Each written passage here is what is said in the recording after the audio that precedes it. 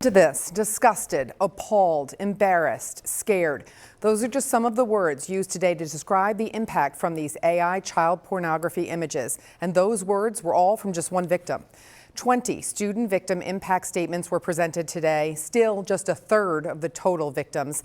And they described again and again the real consequences of these so-called fake photos.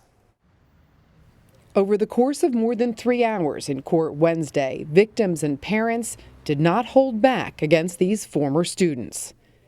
"You treated 60 young, happy women like trash," said the mother of victim number 35.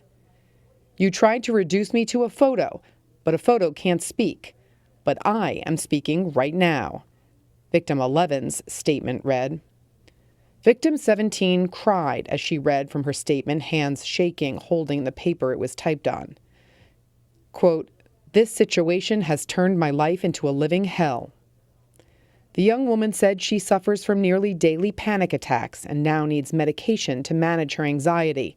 She says she started pulling out little bits of her hair and shared, quote, "That's so embarrassing to admit because no normal person does that, but nothing is normal about this situation." Victim number 35 said what many girls echoed, quote, "You took away part of my innocence and dignity that I could never get back." After the hearing, one of the victims agreed to talk if we didn't show her face, and she shared her continued anger at the defendant's lack of remorse. I thought it was kind of insanity to hear 30 victim statements about how you've destroyed like 60 girls' lives over the span of the last 2 years, and you have nothing to say for yourself. And I think that's very disgraceful of them. The judge sentenced the pair to 6 months supervised probation, a rehabilitation program, to pay $12,000 restitution for counseling costs, and to have no contact with the victims. I have no faith that they're not just going to keep doing this to other girls they know, but this time they know how to hide it better. She and other girls say the boys' recklessness has ruined their high school years and perhaps years to come. It was very tragic. I think my school community has basically deteriorated. There's no sense of trust in my school. It's like very anxious walking into that building, not knowing who you can trust. And I think because of this situation, I'm not sure that LCDS will ever be able to gain the trust of its students back.